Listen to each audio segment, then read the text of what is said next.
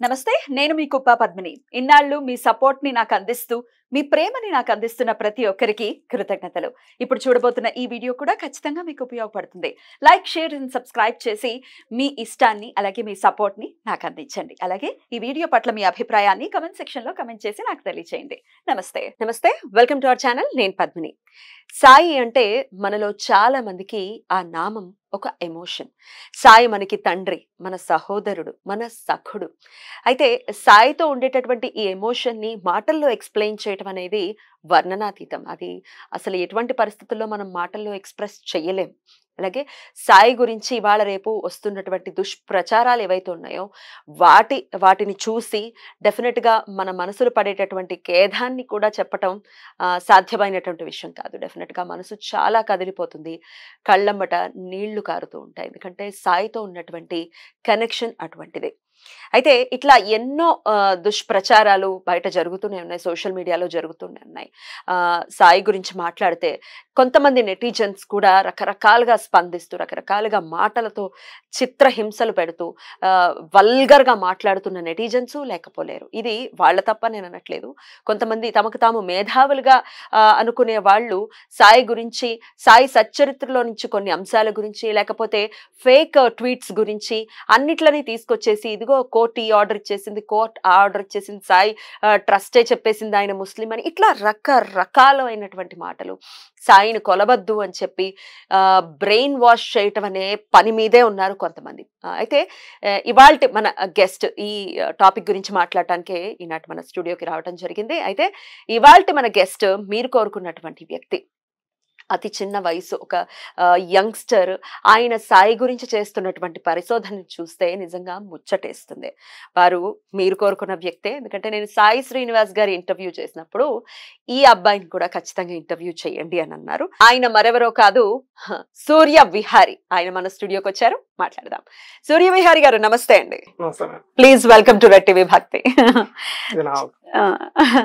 చాలా చాలా సంతోషం మిమ్మల్ని కలవటం ఎందుకంటే నేను సాయి గారితో ఒక ఇంటర్వ్యూ చేశాను సాయి శ్రీనివాస్ గారితో సాయిబాబా గారి గురించి ఇంటర్వ్యూ చేశాను ఆ ఇంటర్వ్యూలో నేను నోటీస్ చేసింది మీ పేరుని చాలా మంది కమెంట్స్ చేస్తూ ఉన్నారు మన సబ్స్క్రైబర్స్ మీరు సూర్య బిహారీ గారిని కూడా ఒక్కసారి ఇంటర్వ్యూ చేయండి ఆయన కూడా ఇలాగే చాలా వివరణాత్మకంగా మాట్లాడతారు అని చెప్పి అని అంటే ఎవరి సూర్య బిహారీ గారు అని మీ గురించి చూడటము తర్వాత సాయి శ్రీనివాస్ గారే మీ గురించి చెప్పటము మీ నంబర్ ఇవ్వటము మిమ్మల్ని ఇలా కలవటం చాలా చాలా సంతోషంగా ఉంది సాయి గురించి జరిగేటటువంటి దుష్ప్రచారం ఈనాటిది కాదు ఎప్పటి నుంచో కూడా జరుగుతుంది ఎగ్జాక్ట్లీ ఆయన ఉన్నప్పుడు ఉంది ఆయన లేనప్పుడు ఆయన లేరని అనుకోవద్దు ఆయన ఉన్నారు భౌతికంగా లేరు ఎగ్జాక్ట్లీ భౌతికంగా లేరంతే సో ఆయన గురించి వస్తూనే ఉంటుంది ఆయనను వ్యతిరేకించేవారు వ్యతిరేకిస్తూనే ఉన్నారు ఎంత వ్యతిరేకించినా కించిత్ కూడా మార్పు లేదు ఆయన భక్తుల్లో అనటంలో ఎటువంటి సందేహం లేదు భక్తులుగా ఉండి వదిలేసిన వాళ్ళు భక్తులను అనుకోకూడదు కదా ఫస్ట్ లో జరిగింది మంచి తీసేసుకున్న తర్వాత ఇప్పుడు జరుగుతుంది చెడు అంటే అది మన ప్రారంభ కర్మ బేస్ చేసుకొని ఉంటుంది అండ్ ఫస్ట్ ఆఫ్ ఆల్ ఎవరో ఏదో చెప్పారు ఇప్పుడు చాలా మంది సేవ పేర్లతో చెప్పుకుని సొల్లు కబుర్లు చెప్పేవాళ్ళు చాలా మంది ఉన్నారు కదా కాకపోతే జస్ట్ యూట్యూబ్ లో వీడియోస్ కావాలి రెవెన్యూ కావాలి వాళ్ళకి డబ్బులు కావాలి అండ్ దానికోసం ఎవరికైనా డబ్బులే కావాలి ఎవరైనా డబ్బుల్ని జనరేట్ కాకపోతే దానికంటే ఒక ప్రాపర్ వే ఉంటుంది పద్ధతి ఉంటుంది ఎమోషన్స్ తో ఆడుకోకుండా ఉండాలి డెఫినెట్ గా కదా అయితే ఈ సాయి గురించి ఇప్పుడు ఎవరో ఏదో చెప్తున్నారు అని అంటే నీలో ఉన్నటువంటి భక్తి కదిలింది నీ మనసు కదిలిపోయింది అని అంటే అది భక్తి కాదు జస్ట్ నువ్వు వ్యాపారం చేస్తున్నావు ఓ ఈయన గొలిచేస్తే నాకు ఇది అయిపోతుంది అని అనుకుంటున్నావు అది భక్తి వచ్చిన ప్రాబ్లం అంతా సో ఎప్పుడైతే ఒకసారి గురువుని గట్టిగా పట్టుకొని నమ్ముకొని మనం ఆశ్రయిస్తామో సో అది ఎటువంటి సిచ్యువేషన్ అయినా ఆయన వదలకూడదు డెఫినెట్లీ అది పరీక్ష కింద కూడా చూసుకోవాలి కానీ సాయి భక్తుల్లో మనం చూస్తే ఎమోషనల్ గా కనెక్ట్ అయి ఉంటారు సాయికి అనేది ఎవరికి వారి అనుభవపూర్వకంగా మనకు చెప్తూనే ఉంటారు నేను సాయి నాకు తండ్రి సాయి నాకు సహోదరుడు సాయి నాకు స్నేహితుడు ఇలా చెప్తూ ఉంటారు కదండి ఖచ్చితంగా ఆయనతో ఏదో ఒక రిలేషన్ తోనే కనెక్ట్ అవుతారు కానీ ఏదో ఒక గురువుగా అన్నట్టు మాత్రమే ఏదో దేవుడు ఎగ్జాక్ట్లీ ఆయన ఏదో దేవుడు ఇట్లాంటివి ఉండదు ఆయన మాకంతకంటే ఎక్కువ అనే వాళ్ళు ఎక్కువ తప్పితే ఎగ్జాక్ట్లీ ఇంకా దేవుడి కంటే ఎక్కువ అంటే ఏమిటి ఆ ఎమోషన్, అది అసలు సిసలు భక్తి అని చెప్పుకోవచ్చు. అయితే ఇంతమంది ఇంత కోటాను కోట్ల మంది ఎమోషన్స్ ని కూడా ఇష్టం వచ్చినట్టు వాటిని అసలు బేఖాతరు చేస్తూ కనీసం వాటికి కొంచెం కూడా విలువ లేకుండా మీరు చేసేదంతా తప్పు, మీరు ఫకీర్ని పూజిస్తున్నారు, మీరు సమాధుల్ని పూజిస్తున్నారు అని మాట్లాడటాన్ని మీరు ఎలా చూస్తారు? ఇప్పుడు ఒక మాట సమాధుల్ని పూజించడం అని చెప్పి, సో సమాధుల్ని పూజించడం అనేది అక్కడ మీరు సమాధానం ఎందుకు అంటున్నారో నాకైతే అర్థం కాలేదు. బట్ కాకపోతే అదొక సాంప్రదాయంగా తీసుకునే పని అయితే, అంటే ఉందా అనే పని అయితే ఆయన కంటే ముందు మనం చూసుకుంటే రాఘవేంద్ర స్వామి వారు ఉన్నారు. సో ఇప్పటికే సమాధి రూపంలో రమణ మహర్షి వారు, రామకృష్ణ పరమహంస వారు. ఇక చెన్నై సైడ్ వెళ్తే దాదాపు కొన్ని వందల మంది ఋషులు ఈ జీవ సమాధులు ఇప్పటికీ అవంతరం పూజిస్తున్నారు. మనకి ఇక్కడ తెలుగునాట వీరబ్రహ్మేంద్ర స్వామి వారిది, ఇట్లా చాలా మంది వారు. అయితే ఇక్కడ కొంతమంది అనేది ఏంటంటే అవన్నీ జీవ సమాధులు కాబట్టి వాటికి ఓకే చెప్పొచ్చు, బట్ కానీ బాబా వారిది జీవ సమాధి కాదు కదా అని. రమణ మహర్షి వారిది జీవ సమాధి కాదు, రామకృష్ణ పరమహంస వారిది జీవ సమాధి కాదు. నేటికి ఇప్పటికీ కాంచీ పీఠం వాళ్ళు కావచ్చు, శృంగేరి పీఠం వాళ్ళు కావచ్చు, వాళ్ళ పూర్వ పీఠాధిపతుల యొక్క సమాధుల్ని పూజిస్తున్నారు. అంటే అధిష్టానం అనాలి లేదా బృందావనం అనాలి. బట్ కాకపోతే ఇక్కడ మళ్ళీ బాబా వారి విషయానికి వచ్చేసరికి ఏంటంటే ఆయన హిందూ ఆర్ ముస్లిం అనేది ఎవరికి ఏమీ తెలియదు. కాబట్టి అక్కడ ఏంటంటే మామూలుగా సమాధి అనే పదం వాడుతున్నారు. అలానే ఇంకా మనం చూసుకున్న పని అయితే ఇంకా పూర్వానికి వెళ్ళినప్పుడు సతీదేవి యొక్క శరీర అవయవాలు అనేది మొత్తం విశ్వం అంతా వ్యాపించాయి. సో ఎప్పుడైతే సతీదేవి తన శరీరాన్ని వదిలేసిందో ఆ తర్వాత శ్రీ మహావిష్ణు బాణాలతో మొత్తం కొట్టేస్తారు. తర్వాత శక్తి పీఠాలు అయితే దాంట్లో ముఖ్యమైన అష్టాదశ. అయితే ప్రతి చోట అక్కడ దేవాలయం వెలిసింది వేటికి? అమ్మవారి యొక్క శరీర అవయవాలకే, అంగానికి. ఆ తరువాత శ్రీ మహావిష్ణువు వారు తులసీదేవి యొక్క శాపం వల్ల ఒక గండకీ నదిలో ఆ శిలగా మారిపోయి ఆయన యొక్క శరీర భాగాలే ఆ శిల తర్వాత సాలగ్రామాలుగా పూజించడం జరుగుతుంది. సో మరి ఇప్పుడు శరీరమే. మరి ఇప్పుడు ఇలా చూసుకుంటే మరి సనాతనమైన విధంగా మొదటి నుండి వస్తానే ఉంది. సాయికి ఎందుకు ఇది ఆపాదిస్తున్నారు? ఏమిటి ఆయన ముస్లిం అనే ఒకళ్ళు ముస్లిం అని చెప్పి అనే పని అయితే ఏ ప్రకారం ముస్లిం అని చెప్పి మాట్లాడుకున్నా కానీ ఒక అథెంటికేషన్ ప్రూఫ్ అనేది ఎవ్వరు ఏది చూపించలేదు. ఒకళ్ళు సాయి సచ్చరిత్రలోనే సాయిబాబా వారే చెప్పారు అని చెప్పి కొంతమంది అంటున్నారు. మరి అదే సచ్చరిత్రను మీరు బేస్ చేసుకునే పని అయితే అందులోనే బాబా వారు నేను సద్బ్రాహ్మణుని అని చెప్పిన సంఘటనలు ఉన్నాయి. ఆయన నాకు ఏ మతం లేదు అని చెప్పిన సంఘటన ఉంది. ఖురాన్ చదివిస్తారు అని చెప్పి సచ్చరిత్రలో ఉంది అని అంటారు. విష్ణు సహస్రనామం చదవండి అని చెప్పలేదా? సచ్చరిత్ర చదవలేదా మీరు? అంటే ఆ పాయింట్ ని మాత్రం తీసేస్తారా, కొట్టేస్తారా పాయింట్? ఇప్పుడు ఆ ఖురాన్ చదివించారు, ఓకే. ఎవరి చేత చదివించారు? ఓన్లీ ముస్లిమ్స్ వచ్చినప్పుడు వాళ్ళ చేత చదివించారు. ఇప్పుడు మనం చూసుకుంటే ఆఖరికి కాంచి మహాస్వామి వారు ఒకసారి ఒక వేరే ప్రదేశానికి వెళ్ళినప్పుడు అక్కడ ఈ ఊర్లో శివాలయం లేదా అని చెప్పి అడుగుతారు. లేదు అని చెప్పంటారు. తర్వాత అక్కడ దాతలు ఎవరన్నా ఉన్నారా అన్నట్టుగా ఒక ఏరియా చూపించి అడిగితే అదొక ముస్లిమ్స్. సో వాళ్ళు ఏం చేస్తారంటే సరే స్వామివారి ఆజ్ఞ మేరకు దానం ఇచ్చేస్తారు శివాలయానికి. ఇచ్చిన తర్వాత స్వామివారు ఊరు ప్రజల వైపు చూసి వీరు మక్కా యాత్ర చేశారా అని చెప్పన్నట్టుగా ముందు వారిని అడిగితే వారు మా దగ్గర అంత స్తోమత లేదయ్యా అని చెప్పంటారు. ఊరి వైపు చూసి ఒక్కసారిగా వాళ్ళకి ధన సహాయం చేయమని చెప్పి అడుగుతారు. అడిగిన తర్వాత ఇప్పుడు ధన సహాయం చేశారు. సో ఇప్పుడు ఒక ముస్లిం కి మక్కా యాత్రకి మహాస్వామి వారు సహాయం చేశారు కాబట్టి ఇప్పుడు ఆయన ముస్లిం అంటామా? ఆయన ముస్లిం కి సపోర్ట్ చేస్తారు కాబట్టి ఆయన సనాతన ధర్మానికి సంబంధించిన వారు కాదు అని అంటామా? అలానే బాబా వారు ఇప్పుడు ఒక ముస్లిం వచ్చాడు కాబట్టి ఆ ముస్లిం చేత ఖురాన్ చదివించారు. అలానే ఒక హిందూ వచ్చినప్పుడు మనం ఎన్నో చోట్ల విష్ణు సహస్రనామం, ఆధ్యాత్మ రామాయణం, ఆఖరికి బాబా వారు తన శరీరాన్ని వదిలేసే ముందు కూడా శ్రీరామ విజయం అనే గ్రంథాన్ని భక్తుని చేత 3 సార్లు చదివి వినిపించుకొని ఆ తర్వాత మన సాంప్రదాయంలో ఎలా అయితే శ్రవణం చేసిన తర్వాత ఆ గురువుకి దక్షిణలాగా ఇస్తామో అట్లానే ఆయనకి ఒక కొబ్బరికాయ కొన్ని నాణ్యాలు దక్షిణగా ఇచ్చారు. ఇప్పుడు ఈ పద్ధతి అంతా కూడా ఇస్లాంలో ఉందా? లేదు.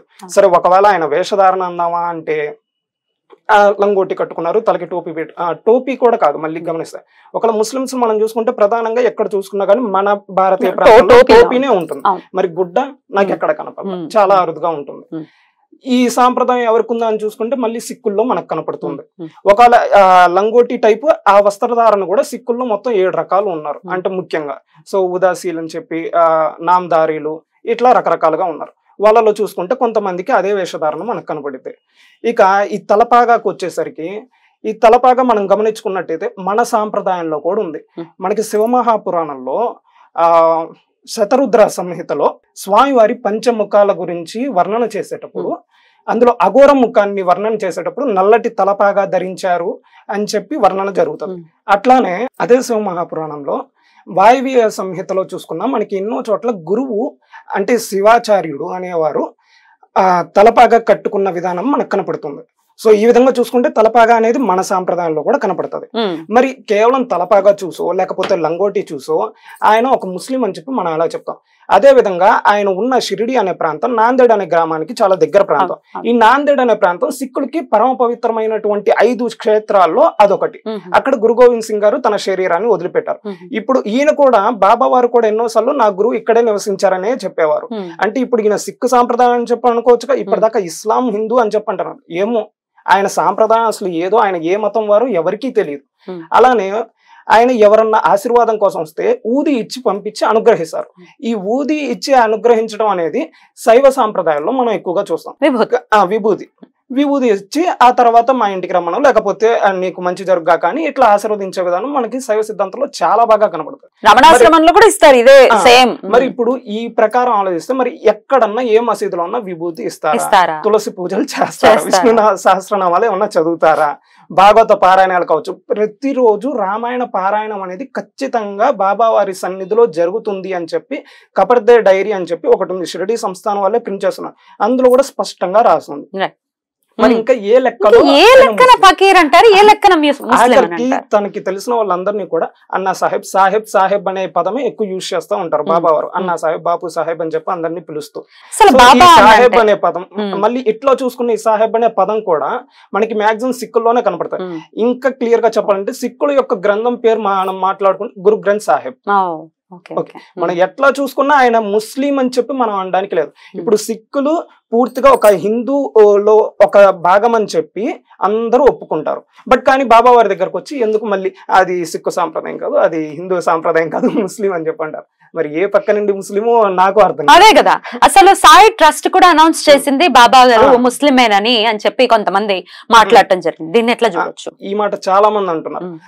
ఇది చాలా సంవత్సరాల క్రితం జరిగింది. ఆ తర్వాత బాబా వారి గురించి ఇట్లా దుష్ప్రచారం చేస్తున్నందుకు వాళ్ళ మీద కోర్టులో కేసు ఫైల్ చేశారు. కేసు ఫైల్ చేసి అక్కడ స్టేట్మెంట్ కూడా ఇవ్వడం జరిగింది. బాబా వారు ఒక సద్బ్రాహ్మణుడు, ఆయన ముస్లిం కాదు. ఎవరైనా కానీ ఇంకొకసారి అలా చెప్తే మాత్రం తగిన చర్యలు తీసుకోక తప్పదు అని చెప్పని ఇట్లా చాలా పుకార్లు అనేవి ఏ పొద్దు అవి వస్తానే ఉన్నాయని. అది కేవలం వాళ్ళ వ్యూస్ కోసం వీళ్ళు తొందరపడి వీళ్ళు చెప్పడం తప్పితే లేవనెత్తడం కోసం యూట్యూబ్ ఛానల్ పెట్టుకుని అదే పని మీద ఉన్నారు. మొన్న మధ్యన చూసుకుంటే తమిళనాడులో బాబా గారి విగ్రహాలు మొత్తం ఆలయాల్లో తీసేయమన్నారని చెప్పి జడ్జిమెంట్ ఇచ్చేసారని చెప్పి చెప్తున్నారు. బట్ కానీ అక్కడ జరిగింది ఏంటంటే సురేష్ కుమార్ అనే ఒక వ్యక్తి, ఆయన శైవ సిద్ధాంతాన్ని అనుసరించే వ్యక్తి. ఆయన ఏం చేశారంటే ఆయనకి కొద్దిగా బాధ కలిగింది. సో బాబా వారిని ఇక్కడ పెట్టడం ఏంటన్నట్టు సో ఆయన కేసు జస్ట్ పిలివేశారు అంతే. పిలివేయడం అంటే మీరైనా వేయచ్చు, నేనైనా వేయచ్చు, ఎవరైనా వేయచ్చు. బట్ కాకపోతే దానికంటే కొన్ని సర్టెన్ కండిషన్స్ ఉంటాయి. అంతేకాని జడ్జిమెంట్ అయితే రాలా. ఆ తర్వాత ఆ కేసు ఎప్పుడైతే హియరింగ్ వచ్చిందో అప్పుడు 2 వీక్స్ అడ్జర్న్ చేశారు. సో 2 వీక్స్ తర్వాత వాయిదా వేశారు. మొన్న ఈ మధ్యన మళ్ళీ జరిగిన తర్వాత కూడా మళ్ళీ ఇప్పుడు 8 వీక్స్ దాకా వాయిదా వేశారు. వాయిదా వేసి ఒకేసారి గవర్నమెంట్ కి ఉత్తర్వులు ఇచ్చారు. ఏమని, ఒకసారి దీని గురించి పరిశీలించి దాని గురించి పూర్తి వివరణ కోర్టుకి సబ్మిట్ చేయాలి అని చెప్పని. మరి అసలు జడ్జిమెంటే రాని కేసుని జడ్జిమెంట్ వచ్చేసి తీసేశారు. ఇప్పటికన్నా మన ఆంధ్రాలో అందరూ కళ్ళు తెరవండి, ఈ విధంగా జరుగుతుంది. ముఖ్యంగా లలిత్ కుమార్ గారు కావచ్చు, అట్లానే రాధా మనోహర్ దాస్ గారు కావచ్చు, ఇట్లా చాలా మంది కూడా వాళ్ళ ఛానల్స్ లో ఇదే చెప్తున్నారు, జడ్జిమెంట్ ఇచ్చేసారని. ఇప్పుడు ప్రతిదీ మేము ఆధారాలతో మాట్లాడతాం, అథెంటికేషన్ గా మాట్లాడుతాం అంటాం. మీకు కావాలంటే ఆ జడ్జిమెంట్ ఇంకా పెండింగ్ లో ఉందని చెప్పి మనకి హైకోర్టు వాళ్ళ అఫీషియల్ వెబ్సైట్ లోనే ఆ పీడిఎఫ్ ఉంది, డౌన్లోడ్ చేసి చూపిమని చూపిస్తాం. ఇవన్నీ లింకుల్లో ఉంటాయి. ఎందుకంటే డెఫినెట్ గా అథెంటికేషన్ అవసరం, మనం నిరూపించుకోవాల్సినటువంటి పరిస్థితుల్లో ఉన్నాం. ఈ విధంగా ఇన్ని దుష్ప్రచారాలు చేస్తూ మళ్ళీ మేము ధర్మ పోరాటమే చేస్తున్నాం, మాది ఎప్పుడు సత్యవాదనే అన్నట్టుగా మాట్లాడుతున్నాం. మరి ఏ పక్క నిండో నాకు అర్థం కాదు. మనం చూసుకుంటే లలిత్ కుమార్ గారు ఆయన భరత్ వర్ష ఆయనతో కలిసి ఒక వీడియో చేసి అందులో ఒక మాట అంటారు, నార్మల్ గా నాకు వద్దిపర్తి పద్మాకర్ గారు అనే ఆయన నాకు దైవం కన్నా ఎక్కువ అని చెప్పి. ఆయన అందరికీ దైవ సమానులు, అది అందులో ఏ అనుమానం లేదు. కాకపోతే మీరు ఆ విధంగా ఆశ్రయించిన ఆయన మరి సాయిబాబా దేవాలయాలు ఎందుకు నిర్మించారు? ఆయన నిర్మించారా ఇప్పటికీ మనం చూసుకుంటే ప్రణవ పీఠంలో బాబా వారి మందిరం ఉంటుంది. అలానే మీకు ఇంకా క్లియర్ గా కావాలంటే జస్ట్ వద్దిపర్తి పద్మాకర్.org అని చెప్పి వాళ్ళ అఫీషియల్ వెబ్సైట్ లోకి వెళ్తే so there are so many temples constructed by our పీఠం అని చెప్పి అందులో సాయిబాబా టెంపుల్ అని కూడా ఇండికేట్ చేసి ఉంటుంది. ఇప్పటికీ మనం ఆ పీఠంలో బాబా వారిని చూడొచ్చు. గూగుల్లో మనం దొరుకుతుంది. అట్లానే నార్మల్ గా మనం యూట్యూబ్ లో ప్రణవ పీఠం అని చెప్పి కొట్టుకున్నా అక్కడ బిగినింగ్ లోనే డైటీస్ అంటే అక్కడ ఉన్న దేవతలందరి ఫొటోస్ వేస్తూ ఉంటారు. అక్కడ కూడా మనకి బాబా వారిది దర్శనం ఇస్తుంది. మరి ఇప్పుడు అష్టాదశ పురాణాలు తెలిసిన అటువంటి మహానుభావుడు యోగులతో స్వయంగా పలకరించి మాట్లాడి జీవనం సాగించిన ఆయన అబద్ధం చెప్తారా? ఆయన అడుగుతారా? సాయి గుడిని ఎందుకు నిర్మించారు అని అడుగుతారా? అడగరు. ఇప్పటికీ కావాలంటే చూసుకుంటే ఎవరైనా కానీ జస్ట్ గూగుల్లో చెక్ చేసుకోవచ్చు ఉందా లేదా అక్కడ ప్రణవపీఠంలో అని చెప్పి. మరి అదే ఆయనది ఈ గూగుల్లో కూడా దొరుకుతుంది మనకి, చాలా ఉన్నాయి ఇందులో. రైట్. మొత్తం మ్యాటర్ లో అక్కడ క్లియర్ గా అన్ని మెన్షన్ చేసి ఉంటారు. ఇంకొంతమంది ఏమంటారంటే అందుకే నేను వీళ్ళెవరిని నమ్మను, నేను సామవేదం వారి మాత్రమే నమ్ముతాను, వారు ఎన్నడూ కూడా బాబా వారి గురించి మాట్లాడారు. ఆఖరికి ఒక చోట బాబా వారికి హారతి ఇవ్వడం జరిగింది, తీసుకోవడం, ఇట్లా చాలా వీడియోస్ ఉన్నాయి. ఆయన ఏమిటి, చాగంటి వారేమిటి, గరికపాటి వారేమిటి, అందరూ కూడా. కానీ అంటే ఈ మళ్ళీ సామవేదం వారి గురించి ఎందుకు ఎత్తానంటే అదే వీడియోలో భరత్ వర్ష ఆయన నేను సామవేదం వారిని నాకు గురువుగా భావిస్తాను అన్న మాట వాడారు. అందుకని చెప్పి వారిది మాత్రమే ఇక్కడ చెప్పాను. ఇంకా చాగంటి వారు వీరంటే వీరు మొదటి నుండి చెప్తూనే ప్రవచనాలు ఇచ్చారు కూడా ఎన్నో సందర్భాల్లో. వద్దిపర్తి పద్మాకర్ గారు కూడా ఎన్నో సార్లు బాబా వారి గురించి చెప్తూ ఆయన ప్రవచనాలు కూడా ఇప్పటికీ మనకు చెప్పారు. ఇప్పటికీ యూట్యూబ్ లో ఉన్నాయి. వారి ఛానల్లోనే అట్ ది లాస్ట్ లో ప్లే లిస్ట్ లో ఉన్నాయా? మీరు చూసారా? చూసాను. నేను ఆ లింక్స్ కూడా ఇవ్వండి నాకు, నేను లింక్స్ లో డిస్క్రిప్షన్ లో పెట్టేస్తాను, సో దట్ చూసుకుంటారు కదా. అందులోనే వారు చెప్తూ సాయి అన్న పదానికి అర్థం చెప్తూ ఈ పదం ఇప్పుడు సాయిబాబాతో వారితో వచ్చింది కాదు, ఇది చాలా పూర్వం నుండే ఉంది.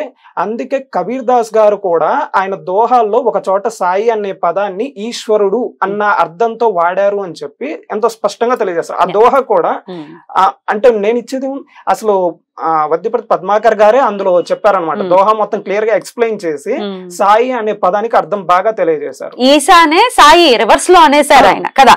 నో, సాయి రా అని అన్నారు, ఈశా అనబోయి సాయి అన్నారు. అలా ఆయనకి సాయి బాబాకి సాయి అన్న పేరు వచ్చింది. శేష సాయి అనే నామం కూడా ఉంది విష్ణుమూర్తికి కదా. అది మెలికసా. ఇది మామూలు సా, అది మెలికసా. శయనించే విధానం అక్కడ అర్థం. సాయి లేదు అనేది లేదు, ఉంది సాయి అనే పదం ఉంది పదానికి కూడా. ఇక బాబా బాబా అనేది డెఫినెట్ గా బాబా అంటే మహారాష్ట్ర పెద్ద, మనకన్నా పెద్ద అన్న భావన, అంతేగాని ముస్లిం అని కాదు కదా. ముస్లిం అనే అసలు అర్థం ఆ అర్థమే ఎక్కడా లేదు. కాకపోతే ముఖ్యంగా రాధా మనోహర్ దాస్ గారు ఎన్నో సార్లు వీడియోస్ లో చెప్తూ సాయి అంటే శవం, సాయి అంటే శవం అనే అర్థం ఎక్కువ చెప్తాను. మరి అది ఎందుకు ఆయన మాట్లాడుతున్నాడో నాకైతే తెలియదు. సరే ఎక్కడన్నా ఉందా చూపించండి అంటే మళ్ళీ దానికి ఏమీ మాట్లాడరు. ఆయనకి ఫోన్ చేసినా నో రెస్పాన్స్, మెసేజ్ చేసినా నో రెస్పాన్స్. వీటి గురించి అలా ఉంటుంది.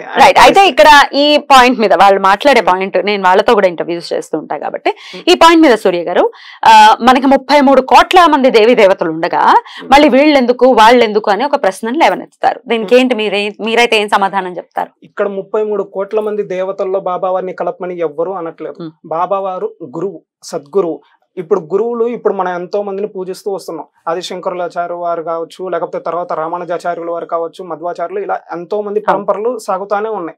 ఇప్పుడు వీరందరి లిస్ట్ కూడా మనం అక్కడ చూసుకుంటే 33 కోట్ల మంది దేవతల్లో కనపడదు. కాబట్టి అక్కడ లేరు కాబట్టి నేను పూజించను అంటే మరి అది సమ్మతమేనా? లేదు. సరే, ఇవన్నీ కాదు అనుకునే పని అయితే రామానుజాచార్యుల వారు జగద్గురువులు, జగదాచార్యులు. ఆయన స్వయంగా ఆయన టైంలో ఒక ముస్లిం మహిళకి, బీబీ నాచార్ అనే మహిళకి ఈమె మహాలక్ష్మి అమ్మవారి అంశ అన్న భావనతో ఈమెని కూడా అట్లా అమ్మవారిని ఎలా పూజిస్తారో అలా పూజించాలి అన్న ఒక మాట చేశారు, ఒక శాసనం చేశారు. ఇప్పటికీ మనం చూస్తే తిరుమల దేవాలయంలో ఒక చోట గోడకి అమ్మవారి ఫోటో ఉంటుంది, అమ్మవారి దేవాలయం కూడా ఉన్నట్టు చెప్తారు ఇంకొక చోట. మరి ఇప్పుడు జగదాచార్యుల అంతటి వారు మరి వేద ప్రామాణికం కాకపోతే చెప్తే అది తప్ప కాదా? ఒకవేళ వారు ఏమైనా తప్పు చేస్తారంటే వారు తప్పు చేయరు, తప్పు మాట్లాడరు. మరి ఏ ప్రామాణికంగా ఒక ముస్లిం మహిళని ఇట్లా ఒక దేవతగా చెప్పారు అనేది మరి ఇప్పుడు వాటి దగ్గర ఎందుకు ప్రశ్నించరు అనేది నాకు అర్థం కాదు. అలానే మనం చూసుకుంటే జగద్గురు ఆదిశంకరాచార్యుల వారు కాశీలో వారణాసిలో ఆయన బ్రహ్మసూత్ర భాష్య రచనకి ముందు అక్కడ కాశీ వీధుల్లో నడుస్తున్నప్పుడు ఒక చండాలుడు వస్తారు. వచ్చినప్పుడు వారికి వీరికి సంభాషణ జరుగుతుంది. ఆ చండాలుడి పక్కన ఒక 4 కుక్కలు ఉంటాయి. ఆ సంభాషణ జరిగినప్పుడు ఆ స్వామి వారు ఉండే ఆదిశంకరుల వారు వెంటనే ఆ ఎదుటి వ్యక్తిలోని జ్ఞానాన్ని గమనించి వీరిని నేను గురు భావనతో స్వీకరిస్తాను అన్న భావన ఆ మాట వ్యక్తం చేస్తారు. వ్యక్తం చేయగానే మరి ఇప్పుడు ఇక్కడ ఆలోచించాల్సిందే, ఇప్పుడు ఒకళ్ళని గురువుగా పూజించాలి, గురువుగా స్వీకరించాలి అనే దానికి ఖచ్చితంగా వేద ప్రామాణికం అనేది ఉండాలి అనే పని అయితే మరి జగద్గురువులు ఎందుకు చేశారు? ఎందుకు స్వీకరించారు? అట్లానే ఆ తరువాత ఆయన గురువుగా కొంతమంది ఇక్కడ ఏమంటుంటారంటే వచ్చిన వారు శివుడు కాబట్టి శంకరుల వారు గుర్తుపెట్టి అలా చేశారు. బట్ కానీ మనం చూసుకుంటే శృంగేరి పీఠం వాళ్ళు కావచ్చు, కాంచీ పీఠం వాళ్ళు కావచ్చు, వాళ్ళు ప్రచురించినటువంటి శంకర విజయం అనే గ్రంథాన్ని మనం పరిశీలిస్తే అందులో ఎంతో స్పష్టంగా చెప్తారు. ముందుగా వచ్చిన వారెవరో శంకరులకి తెలియదు. ఆయన గురువుగా భావించి ఆశ్రయించిన తరువాతే తెలిసింది వారు శివుడు అని చెప్పని. కాబట్టి ముందు శివుడు అనే ఆయన ఏం భావించి అలా చేయలేదు. కాకపోతే మామూలుగానే వారిని శరణ పొందినట్టుగా వారికి నమస్కారం చేశారు. ఇక్కడ కొంతమంది ఏమంటుంటారంటే బాబావారి భక్తులు చాలా మంది వేదాలని కుక్కలతో పోలుస్తారు అని చెప్పి అంటారు. మనం ఇక్కడ చూసుకుంటే ఈ కథలోని చండాలుడికి ఆదిశంకరుల వారికి జరిగిన సంభాషణలో ఎప్పుడైతే ఆయన శివుడిగా సాక్షాత్కరించాడో ఆ తర్వాత 4 కుక్కలు కూడా 4 వేదాల రూపంలోకి మారిపోయాయని చెప్పి మనకి శంకర విజయంలో స్పష్టంగా ఉంది. దత్తాత్రేయుడి దగ్గర కూడా సేమ్ అదే కాన్సెప్ట్ అప్లై అవుతుంది. కానీ మరి ఎందుకు బాబా వారిని మాత్రమే టార్గెట్ చేసి బాబా వారు ఇట్లా అన్నారు అన్నట్టుగా క్రియేట్ చేస్తున్నారు? మరి ఇక్కడ ముందు నుండి జరుగుతున్న సాంప్రదాయం అదంతా, ఇక్కడ ఎవరు కొత్తగా చెప్పిందే లేదు. మరి ఎందుకు ఇలా జరుగుతుందో అర్థం కాదు. ఎగ్జాక్ట్లీ ఆయన ముస్లిం గా అభివర్ణింపబడటమే దీనికి కారణం అని అనుకోవచ్చు. ఆయన కొన్ని ప్రశ్నలు చాలా హాస్యాస్పదంగా అనిపిస్తుంటాయి. కొన్ని ప్రశ్నలు ఇంత మూర్ఖత్వంలో ఉన్న వీళ్ళు ఎప్పుడు పైకి వస్తారా బాబు అని అనిపిస్తుంది. కొంతమంది సేవ పేరుతో ఉన్న వాళ్ళు ప్రత్యేకంగా వాళ్ళు అన్నది ఏమిటంటే వీళ్ళు ఏమైనా స్వాతంత్ర సమరయోధుల్లాగా వీళ్ళు ఏమైనా చేశారా, ఈ బాబా ఏమైనా మరి ప్రాణాలను ఏమైనా అర్పించారా, లేకపోతే ఏమైనా ఫైటింగ్లు గట్రా చేశారా అని అడిగారు. ఒక సామరస్యతని తీసుకురావటం స్వాతంత్రానికి అవసరం లేదా? ఇప్పుడు ఎంతో మంది మనం ముస్లింలు ఉంటారు, ఇక్కడ హిందువులు ఉంటారు, అందరూ కలగలిపినటువంటి దేశం కదండి. సామరస్యతను తీసుకొచ్చారు బాబావారు. ఇంకా అంతకన్నా ఏం చెయ్యాలి అంటే వెళ్ళి మొత్తం అందరిలాగా ఫైటింగ్ తోడగొడితే. మరి ఇదే చూసుకుంటే మనం ఒక్కసారి శ్రీరామాయణం గమనించుకుంటే అక్కడ రాముల వారిని లక్ష్మణుల వారిని విశ్వామిత్రుడు తీసుకొని వెళ్తారు. విశ్వామిత్రుడు వారికి ఏమన్నా శక్తి లేదా అంటే కావాల్సినంత శక్తి ఉంది, కానీ ఎందుకు యుద్ధం చేయరు? ఆయన రాజుగా ఉంటే ఆయన ధర్మం అది కాబట్టి ఆయన చేయొచ్చు. కానీ ఇప్పుడు ఆయన ఆ ధర్మాన్ని వదిలిపెట్టి ఇంకొక మార్గంలోకి వచ్చారు కాబట్టి ఇప్పుడు ఆయన చేయకూడదు. కాబట్టి ఆయన శక్తిని యోగ్యుల్ని అనుగ్రహించి వాళ్ళ ద్వారా లోక కళ్యాణం చేస్తున్నారు.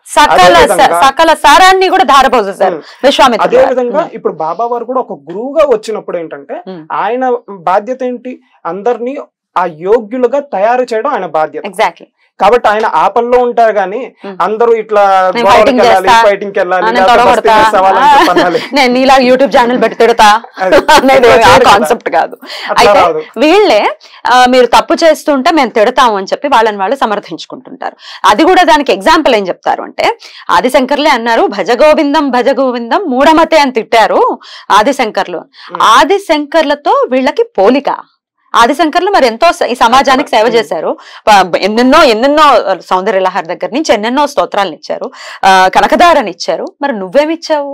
నలుగురిని తిట్టిపోయడం తప్ప కదా. ఈ తిట్లనే ఏమైనా స్తోత్రాలుగా మార్చుకోలేమో, కానీ నువ్వేం చేసావు? ఎట్లా కంపేర్ చేసావు? ఆయన తిట్టారు అని అంటే ఆయనకి నీకు ఏమిటి పోలిక? నువ్వు తిట్టడానికి నీకు ఎవడిచ్చాడు హక్కు అనేది ఒక పాయింట్. మీరేం చెప్తారు సూర్య గారు దీనికి? చాలా మంది ఏమంటారంటే భజగోవిందం అని అన్నారు. సో కొంతమంది దీన్ని యూజ్ చేసుకొని ఓన్లీ వైష్ణవం అనేది మాత్రమే మేజర్ అన్నట్టుగా తీసుకొని వెళ్తున్నారు.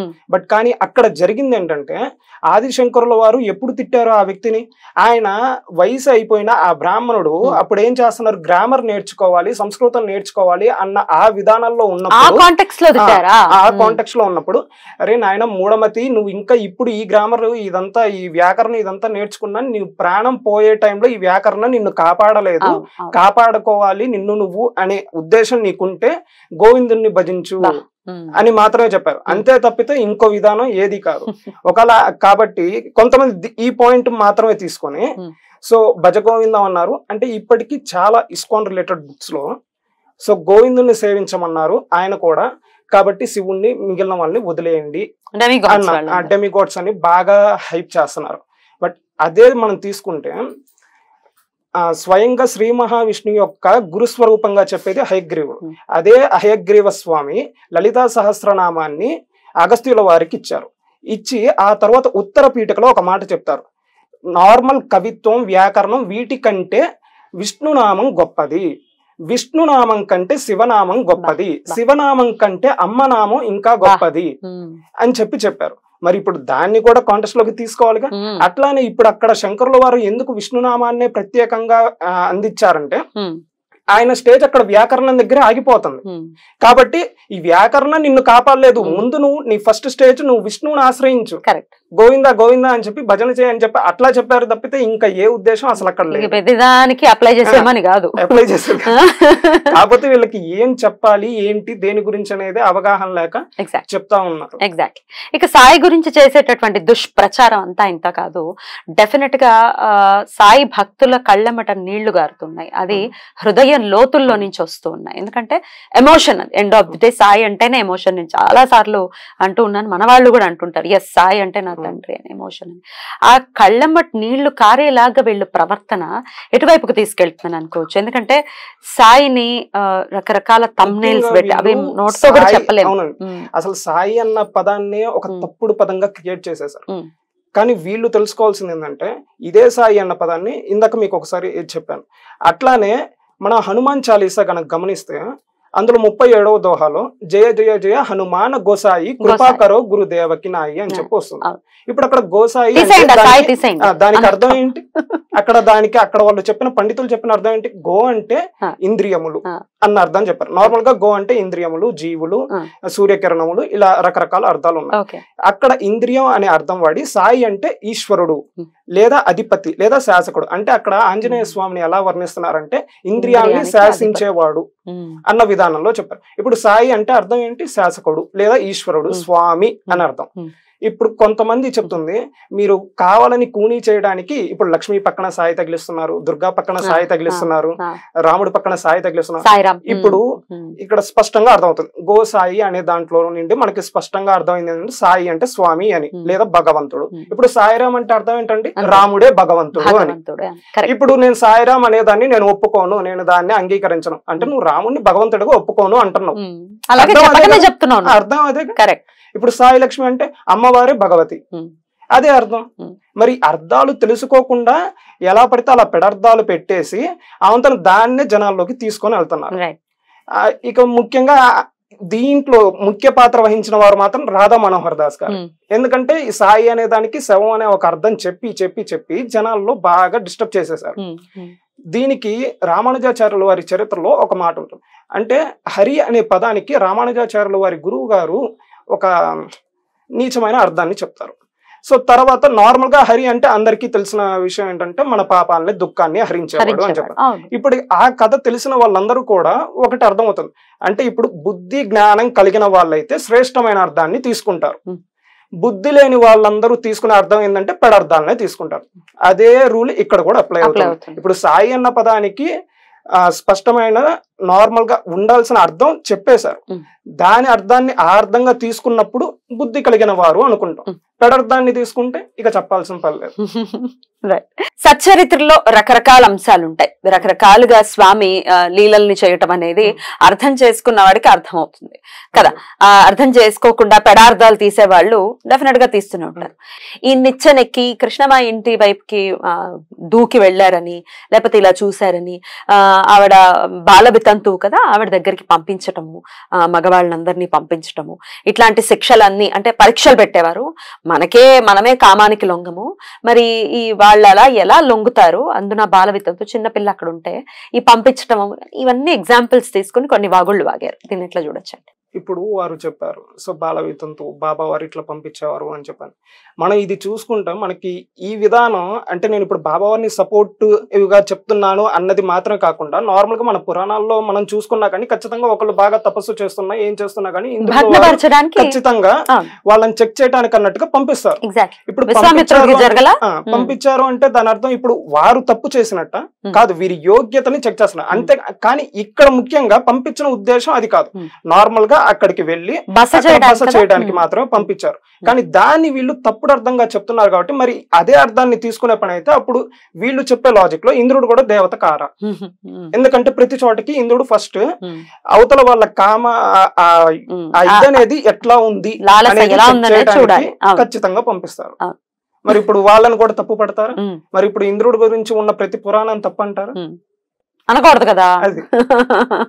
రైట్. అయితే గురువులు ఇట్లా సద్గురు రూపంలో వచ్చిన వాళ్ళు రకరకాల లీలలు చేస్తుంటారు. ఇప్పుడు శ్రీపాద్ శ్రీవల్లభులు కూడా మదోన్మత్తుడైన అటువంటి రూపంలో, అంటే ఆడవాళ్ళని తొడ మీద కూర్చోబెట్టుకుని ఫుల్ గా తాగుతూ శంకర భట్టుకి కనిపించిన కదా శ్రీపాద్ శ్రీవల్లభ.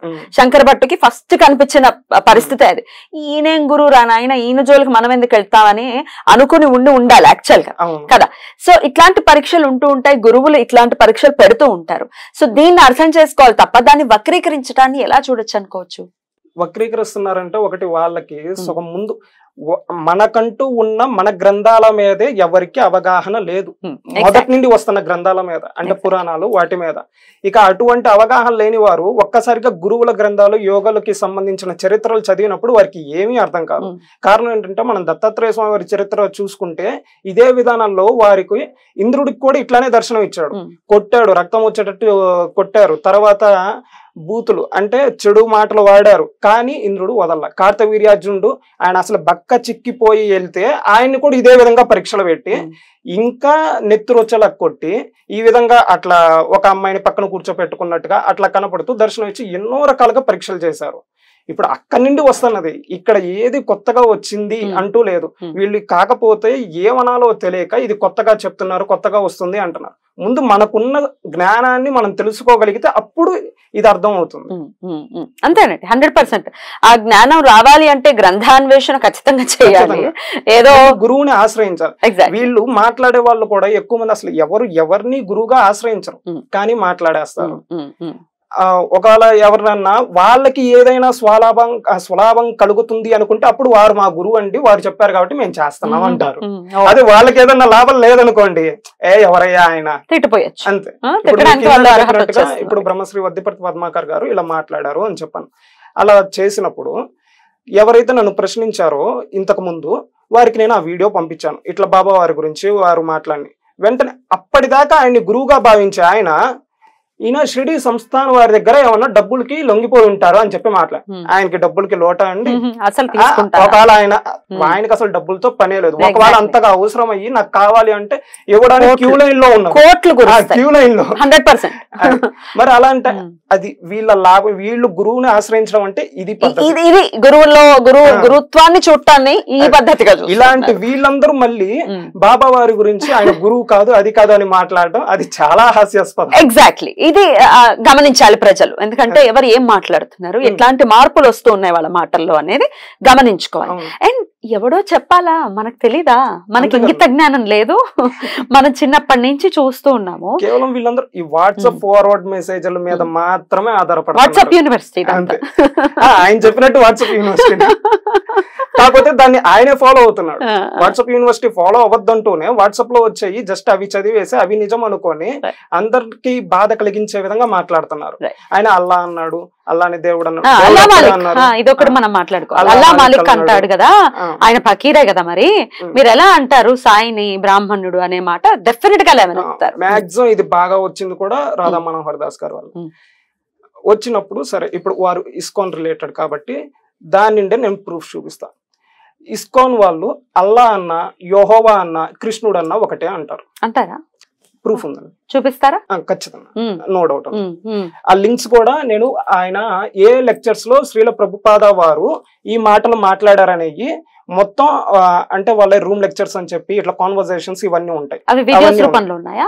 రిటర్న్ వాళ్ళ వెబ్సైట్స్, అథెంటికేట్ వెబ్సైట్స్ అండ్ వాళ్ళ బుక్స్ లో కూడా ఉన్నాయి. ఆఖరికి ఆయన ఒక బుక్ చూపించి రాధా మనోహర్ దాస్ గారు, ఆత్మ సాక్షాత్కార శాస్త్రం ఈ బుక్, ఇది బాగా చదవండి చాలా గొప్పది అని చెప్పారు. అందులో కూడా ఒక మాట ఏంటంటే మేము యేసుక్రీస్తుని గురువుగా భావిస్తాము, మేము అంగీకరిస్తాము అని ఇస్కాన్ వాళ్ళు చెప్పినట్టుగా అందులోనే ఉంది.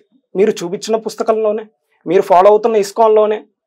కానీ అట్లానే ఇంకొక విషయం ఏంటంటే వాళ్ళు మళ్ళీ వీళ్ళ ముగ్గురిని ఒప్పుకుంటారు. అంటే కృష్ణుని ఒప్పుకుంటారు, యెహోవాను ఒప్పుకుంటారు, శివుణ్ణి ఒప్పుకోరు, అల్లాను ఒప్పుకుంటారు, శివుణ్ణి ఒప్పుకోరు, అండ్ అమ్మవారిని ఒప్పుకోరు.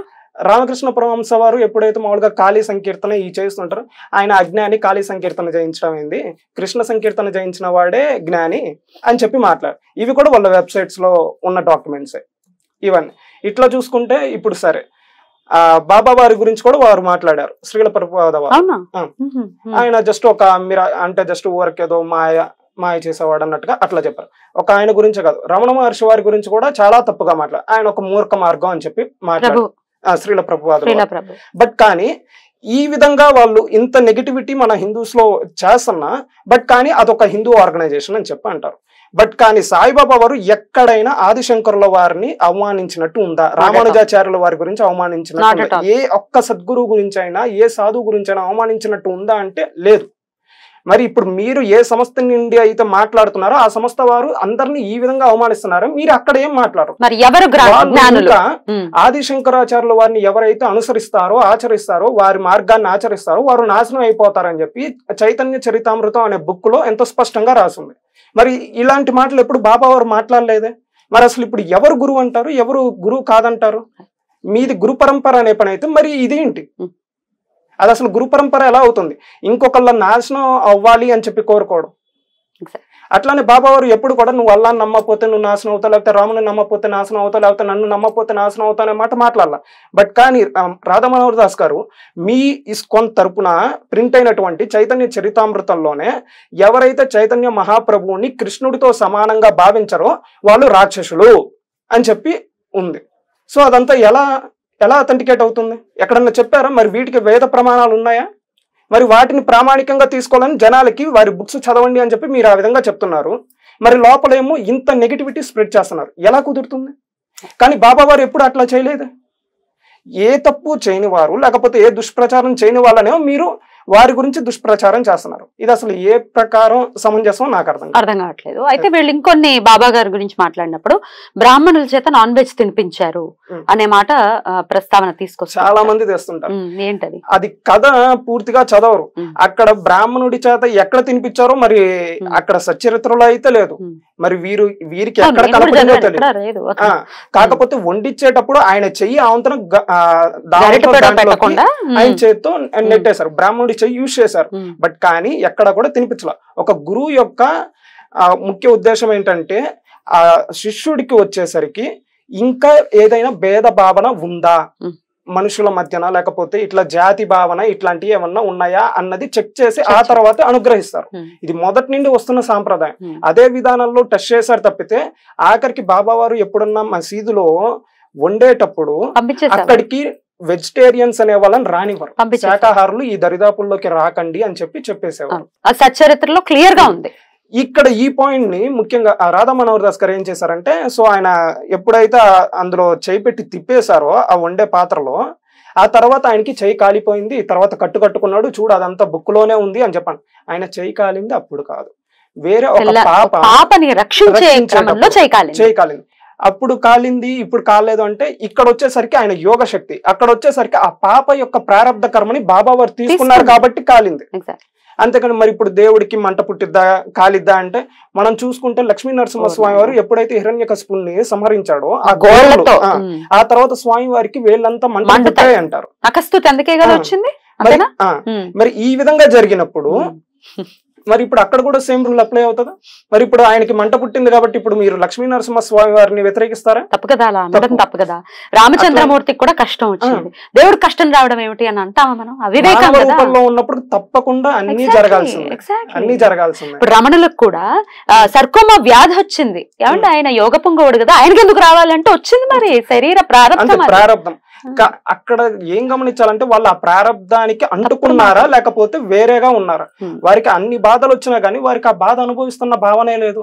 మరి అటువంటిప్పుడు ఇంకా అసలు వారికి ఆ బాధ కలిగింది అని మీరు ఎలా చెప్తారు? సతీదేవి కూడా ఖండాలుగా అదే ఆయన ఆవిడ శరీరాన్ని వదిలేస్తే పాపం ఆ శవాన్ని ఇచ్చుకుని స్వామి ముల్లోకాలు తిరిగాడు అనేది వింటాం. శివుడే కాపాడలేకపోయాడని మనం అంటామా? అసలు అనగలమా? ఇప్పుడు ఇది ఇంటర్వ్యూలో ఇలా మాట్లాడటం కూడా ఇది నా ప్రారంభం అనిపిస్తోంది. ఎగ్జాంపుల్ తీయాలి, లేకపోతే అర్థమై చావట్లేదు. అందువల్ల మాట్లాడాల్సి తప్పు కదా అలా ఇవన్నీ మాట్లాడాల్సిన పని అసలు మాట్లాడడం అసలు ఆ థాట్ కూడా రాదు మనకి. సో నిజంగా చాలా హింసని క్రియేట్ తర్వాత జరగాల్సినటువంటి కార్యం జరగాలి కాబట్టి ఆ క్షణాన అట్లా నటించాలి కాబట్టి నటిస్తారు అంతే. అంతే తప్పితే వాళ్ళకి ఏదో నొప్పులు వచ్చేసి ఇబ్బంది పడిపోయారు అట్లయితే చిరునవ్వు ఎందుకు అవంతన మిగిలిపోయింది అందరికి. అందరూ అన్ని బాధలు ఉంటున్నా ముఖమే చిరునవ్వుతో ఉన్నారని మనకి ప్రతి చోట చెప్తారు. మరి అదెట్లా? కృష్ణుడు కూడా పాండవులతోటే ఉంటాడు ఎప్పుడు. పాండవులు ఎన్నో కష్టాలు అనుభవించాడు. మరి కృష్ణ పరమాత్మ దేవుడు పక్కన ఉన్నప్పుడు ఇక మరి కష్టం ఎందుకు వచ్చాయి మరి కష్టాలు? పాండవులు చచ్చిపోయే పరిస్థితి వచ్చింది, కృష్ణుడు ఆపేయాలి కదా, దేవుడు ఉన్నాడు కదా అని మనం మాట్లాడకూడదు. అది అంతే. అది మాట్లాడితే వెంటనే ఒక మాట అంటారు, వీళ్ళు హిందూ వ్యతిరేకులు. మేమా? జనరల్ గా ఇంకా వాళ్ళందరూ చెప్పేది అన్ని కూడా అయ్యే మాటలు. చూడండి, బాబా గారి గురించి సపోర్ట్ చేయడానికి అని చెప్పి మన వాళ్ళందరినీ కూడా తక్కువ చేస్తున్నారు, వీళ్ళు వేరే వాళ్ళు అన్నట్టుగా క్రియేట్ చేస్తారు. ఇక్కడ ఎవరు ఎవరిని తక్కువ చేయట్లేదు, తప్పు పట్టట్లేదు. ఉన్న వాటిలోనూ ఒకడే అని అనుకుంటున్నాం. అందరిలోనూ ఉన్నది పరమాత్మ మాత్రమే అనుకుంటున్నాం.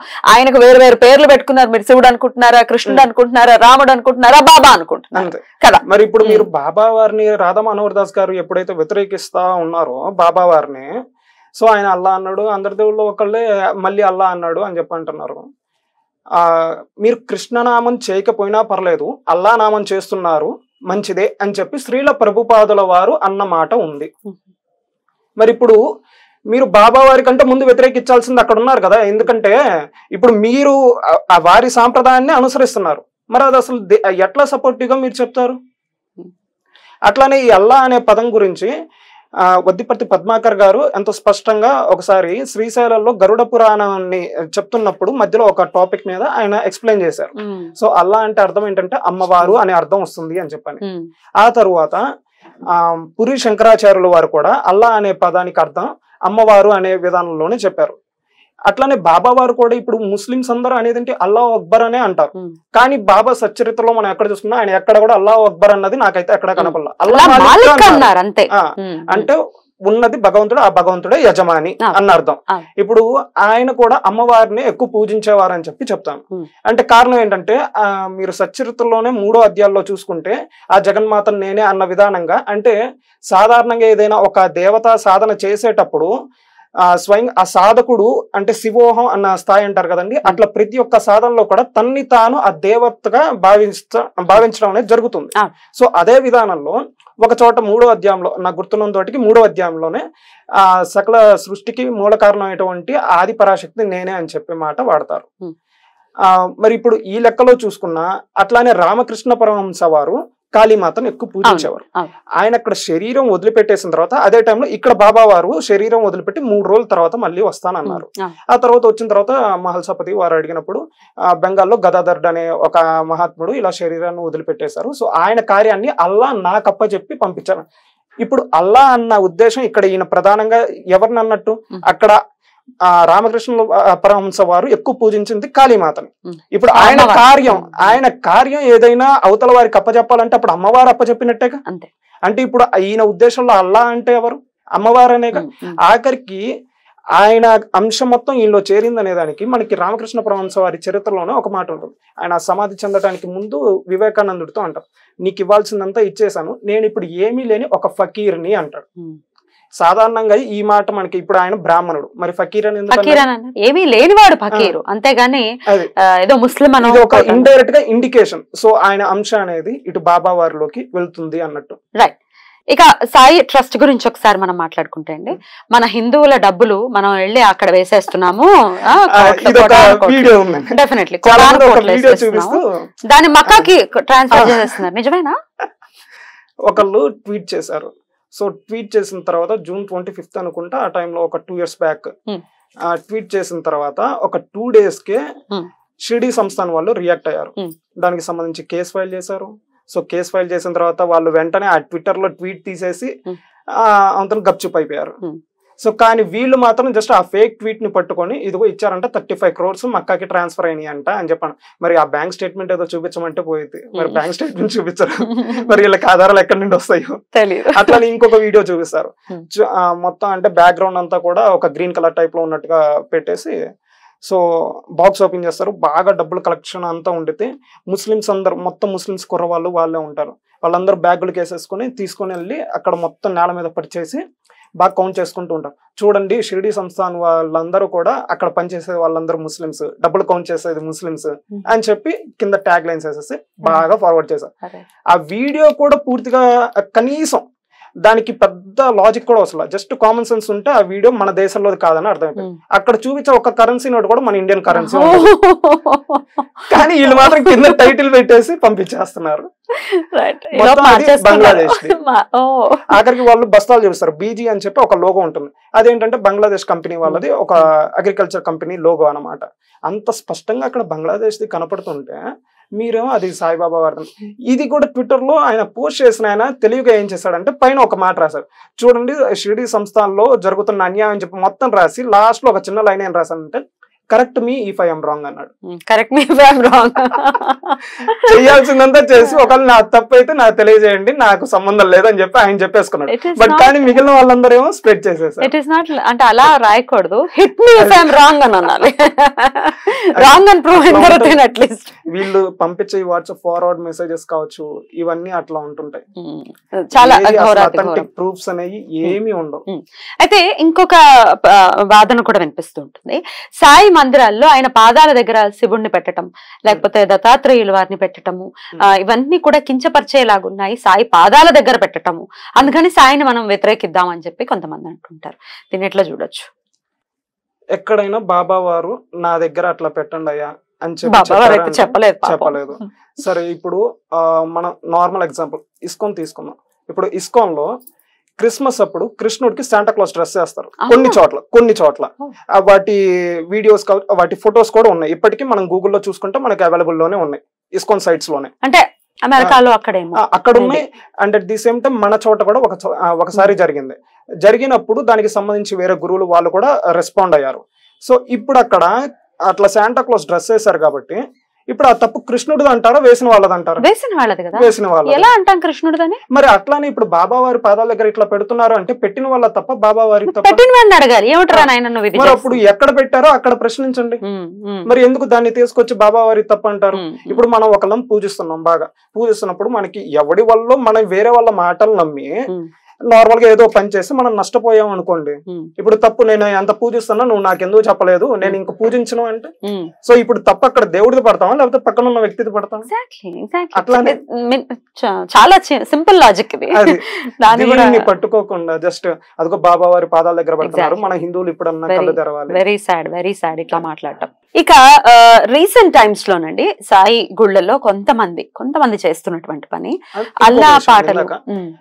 ఇప్పుడు ఒకవేళ నిజంగా బాబా వారే పెట్టమని ఈ విధంగా అనే పని అయితే మరి ఇప్పటికీ షిరిడీలో ఎక్కడ మనం గమనించాం, ద్వారకామయ్య అని పేరే ఉంది కదా, అక్కడ షిరిడీలో కూడా ఎక్కడ కూడా బాబా వారి పాదాల దగ్గర మనం ఎటువంటి మనం చూడం. అండ్ ఇంకా గట్టిగా మాట్లాడాలంటే బాబా వారు ఆయన చేతులతో ప్రతిష్ఠ చేసినటువంటి శివలింగం ఉంది అక్కడ, మరి దీన్ని ఎవరు పట్టించుకోరు. ఒకవేళ ఆయన ముస్లిం అనే పని అయితే మరి శివలింగ ప్రతిష్ఠ ఎందుకు చేయిస్తారు? ఇప్పటికీ షిరిడీలో మనం దర్శనం చేసుకోగానే ఆ క్యూ లైన్ అనేది డైరెక్ట్ గా గురుస్థానం అనే చోటుకి వెళ్తుంది. ఆ గురుస్థానాల్లో మనం చూసుకుంటే అక్కడ శివలింగం ఉంటుంది, దాని స్టోరీ మనం వెతికినా చాలు. అది మొదట్లో మేఘశ్యాముడు అనే ఆయన భక్తుడికి ఇచ్చారు, తర్వాత ఆయన ఎప్పుడైతే శరీరం వదిలేసారో అక్కడ ప్రతిష్ఠ చేయించారు. సో ఇప్పుడు ఆయన ముస్లిం అనే పనైనా లేకపోతే ఆయన పాదాల దగ్గర పెట్టమనే పనైనా మరి ఎందుకు అట్లా గౌరవంగా చేస్తారు? అట్లానే అది చేసిన తర్వాత కూడా భక్తులందరికి ఇచ్చిన మాట ఏంటంటే ప్రతి గురువారం శుక్రవారం ఖచ్చితంగా ఇక్కడ ధూప దీపాలు అర్పించిన వారికి వారి కోరికలన్నీ నెరవేరుతాయి అంట. ఇంకా ఇప్పుడు శివుడి దగ్గర చేసిన వారికి నెరవేరుతాయి అన్నారు, కానీ ఆయన దగ్గర చేసేసి నెరవేరిపోతాయి అనే మాట వాళ్ళేదా? మరి అటువంటి ఆయన పాదాల దగ్గర పెట్టమని అసలు ఎలా చెప్తారు? లాజిక్ ఆలోచించారు అసలు నాట్ ఎట్ ఆల్ అండి, ఊరికే మాట్లాడేది అయ్యే కదా. అక్కడ మనం చూసుకుంటే గణపతి దేవాలయం ఆయన నిర్మించింది ఉంది, తర్వాత హనుమది ఉంది, శనిదేవుడిది ఉంది, ఇంకొకటి శివలింగానికి సంబంధించిన అంటే ఇంకో మహాదేవుని మందిరం ఉంది. ఇవి కాకుండా వేరే ఒక భక్తుడి చేత విఠలుడి విగ్రహం అయి తెప్పించి అయి ప్రతిష్ఠ చేయిస్తారు, ఇలా చాలా ఉన్నాయి. అవన్నీ అవసరం లేదు అసలు. ఒక భక్తుడికి స్వప్నంలో కనపడి పంచముఖ గణపతి దేవాలయం నిర్మించమని చెప్తే ఇప్పటికీ మనం షిరిడి వెళ్ళినప్పుడు అక్కడ పంచముఖ దేవాలయం అనేది గణపతి దేవాలయం ఉంటుంది. ఇవన్నీ అవసరం లేదు అసలు. ఎందుకో రమణాశ్రమంలో కూడా మనం చూసుకుంటే ముందు శివయ్య ఉంటాడు, వెనకాల రమణులు కూర్చుని ఉంటారు కదా. అదేమిటది అలా కూర్చోవడం ఏమిటో అని అంటావా మనం? అంతే కదా. మీరు చూసారా రమణాశ్రమంలో మనం అక్కడ ప్రదక్షిణలు చేసే దగ్గర? అట్లా ఏమి లాజిక్లు ఇవి, కోడిబుర్ర లాజిక్లు. అట్లా చూసుకునే పని అయితే ఇప్పుడు ఇంకొక సాంప్రదాయం చెప్తారు. సో ఫస్ట్ ఏంటంటే గణపతి. సో గణపతి దగ్గర ఏమైనా తప్పు చేసినప్పుడు సో ఎప్పుడైతే వాళ్ళు మహావిష్ణువు దగ్గర కనుక ప్రార్థిస్తారో ఆ దోషం పోతుంది అంటారు. సో మహావిష్ణువు దగ్గర చేసింది శివుడి దగ్గర పోతుంది అంటారు, శివుడి దగ్గర చేసింది గురువు దగ్గర పోతుంది అంటారు, గురువు దగ్గర చేసింది అమ్మవారి దగ్గర పోతుంది అంటారు. అమ్మవారి దగ్గర ఏమన్నా తప్పు చేసావా ఇక మళ్ళీ అమ్మే క్షమించాలి, ఇంకో దారి లేదు, నిష్కృతి లేదు. అందుకని చెప్పి ఇప్పటికీ మనం చూసే చాలా శంకర పీఠాల్లో పైన అమ్మవారు ఉంటారు, కింద ఆదిశంకరుల వారు ఉంటారు, ఆదిశంకరుల వారి కింద అక్కడ శివలింగం ఉంటుంది. సో ఇప్పుడు అక్కడికి వెళ్ళేసి ఆయన పాదాల దగ్గర శివలింగం పెట్టడం ఏంటి అని చెప్పి ప్రశ్నిస్తాం. లలితమ్మ ఫోటోల్లో కూడా మనం చూస్తే వెనకాల శివయ్య అలా పడుకున్నట్టుంటారు, కింద గణపతి ఉంటాడు, అక్కడ విష్ణు ఉంటారు, పరివారం అంతా ఉంటుంది. దాన్ని ఎట్లా మనం వ్యతిరేకిస్తామా? ఏమిటి అమ్మవారి కాళ్ళ దగ్గర ఏమిటి విష్ణు ఉన్నాడు అంటామా? అయితే ఇక్కడ బాబావారు అయితే మళ్ళీ చెప్తాం ఎప్పుడు ఎవరికి చెప్పాల. సో ఇట్లా నా పాదాల దగ్గర పెట్టండి ఇవన్నీ కూడా. ఆఖరికి ఒకసారి బాగా వర్షం పడుతున్నప్పుడు హనుమ యొక్క విగ్రహం పక్కన బాబావారు నిలబడి ఉన్నారు. సో కొంచెం పైకి రండి బాబా అని చెప్పి తోటి వారు పిలిస్తే ఆయన నా స్వామి, ఆయన ఎప్పుడు నాకు పైనే ఉండాలి అని చెప్పని ఆయన అక్కడే నిలబడిపోయి ఉంటారు, అంతేగాని పైకి వెళ్ళాలి. మరి అంతలాగా గౌరవించి అంతలాగా అభిమానించి ప్రేమించేటువంటి ఆ వ్యక్తిని ఈ రోజు ఎలా పడితే అలా పెడార్థాలు పెట్టేసి పోస్టులు చేస్తున్నారు. Very very sad. అయితే ఈ మధ్య కాలంలో చూసాం, హైదరాబాద్ లోనే జరిగినట్టుంది. ఈ దేవాలయంలో అంటే సాయి దేవాలయంలో భక్తుల చేత అల్లాయే గొప్పవాడు అది ఇది అని ఏదో రాగం, కూన్ రాగం ఏదో చేసేసి ట్యూన్ చేసేసుకుని ఆ పాట పాడిస్తున్నారు. సో సాయిబాబా గుడిలో ఇవే జరుగుతున్నాయి, సో మీరు సాయిబాబా గుడికి వెళ్ళకండి. చేయించిన వాడు తప్ప, ఆ పాట పాడించిన వాడు మీరు అదే కదా చెప్పారు. ఇప్పుడు నార్మల్ గా ఇందాక ఇస్కాన్ ఎగ్జాంపుల్ తీసుకొని నేను చెప్పినాను, ఇప్పుడు అక్కడ శాంటా క్లాస్ డ్రెస్ వేసిన వాడి తప్ప లేకపోతే కృష్ణుడి తప్ప? సో అలా ఆలోచించాలి. అప్పుడు నార్మల్ గా శైవులు వైష్ణవులు అన్నట్టు సంథింగ్ ఏయో గొడవలు ఉంటాయి. ఇప్పుడు అంటే హిందూ ముస్లిం క్రిస్టియన్ అంటారు. ఇప్పుడు వీళ్ళు లేకముందు జైన్ లేకముందు బౌద్ధ లేకముందు సో మళ్ళీ మనమే. సో అంటే ఈ గొడవలు అయితే ఎప్పుడు ఉంటుంది. బట్ కాకపోతే ఇప్పుడు అక్కడ చూసుకుంటే మనకి ఎక్కడ స్వామివారు మీలో మీరు కొట్టుకోమని ఏం చెప్పలేదే, మరి ఎందుకు కొట్టుకున్నారు? ఇప్పుడు కొట్టుకున్న వాళ్ళ తప్పు అంటారా, లేకపోతే వాళ్ళు పూజిస్తున్నటువంటి కృష్ణుడి తప్పు, లేకపోతే శివుడి తప్పు, అమ్మవారి తప్పు అంటామా? సో ఇక్కడ ఏదైనా కానీ చేస్తున్న వాడి తప్పు. అక్కడ ఉన్న స్వామివారు అసలు ఎప్పుడు చెప్పని మాట నువ్వు ఆచరించి నువ్వు ఆయనది తప్పని ఎలా అంటావు? డెఫినెట్లీ అలా అనడానికి వీల్లేదు. ఎవడైతే అలా పాడిస్తున్నాడో వాడు తాడది తప్పు, నువ్వు వెళ్ళు అన్నాడు. ఏమిటి ప్రశ్నించాలి, ఇది అసలు నీకు ఏ విధంగా ప్రామాణికం అని చెప్పి నువ్వు అడగాలి, నిలదీయాలి. ఎగ్జాక్ట్లీ. అక్కడ ఉన్న అమాయకమైనటువంటి భక్తులు చాలా ఇన్నోసెంట్ గా ఉంటారు, దేవుడి దగ్గర సరెండర్ అయి ఉంటారు కదా. వాళ్ళని మనం తప్పు పట్టడానికి లేదు. ఎందుకంటే ఇప్పుడు మన అద్భుతమైనటువంటి ధర్మంలో ఉన్నాం మనం. చెట్టులోను పుట్టలోను అన్నిట్లోనూ ఈశ్వరుణ్ణి చూస్తాం కదా. అందుకే కదా సర్వాంతర్యామి అన్నాం. సర్వాంతర్యామి అన్నందుకు కూడా పదార్థాలు తీస్తూ ఈ సొల్లు కబుర్లు చెప్పేవాళ్ళు, పెంట కుప్పలకి పూజలు చేయమంటున్నారు అని కొన్ని సొల్లు కబుర్లు చెప్పేవాళ్ళు ఉన్నారు. పెంట కుప్ప కూడా కంపోస్ట్ అవుతుంది, అది తర్వాత ఎరువుగా మారుతుంది. మీ కోడిపురలు మాత్రం దేనికి పనికిరావు కదా. సో నేను అడగదలుచుకుంది ఏంటి అంటే భక్తుల ఇన్నోసెన్స్. అక్కడ పాట పాడిస్తున్నారు, వాళ్ళు ఏదో పాడేశారు, that is out of innocence. అంత మాత్రాన వాళ్ళను తిట్టేయాలను, భక్తుల్ని తిట్టేయాలను. పాడించిన వాడు తప్పే. బాబావారి మందిరాల్లో నువ్వు ఇట్లా తప్పు జరుగుతుంది, ఖచ్చితంగా బాబావారి అన్ని మందిరాల్లో ఇలా జరుగుతుంది అనాలి అనే పని అయితే ఫస్ట్ నువ్వు షిరిడీని జరగాలి. యాక్చువల్ గా షిరిడీలో ఎప్పుడు ఇట్లా ఏం జరగలేదు. ఎగ్జాక్ట్లీ. అక్కడ ఎప్పుడు నార్మల్ గా రామనామ సంకీర్తన ఇట్లా విష్ణు సహస్రనామ పారాయణ ఇప్పటికీ జరుగుతూనే ఉంది అక్కడ. మరి ఎందుకు చేస్తున్నారు?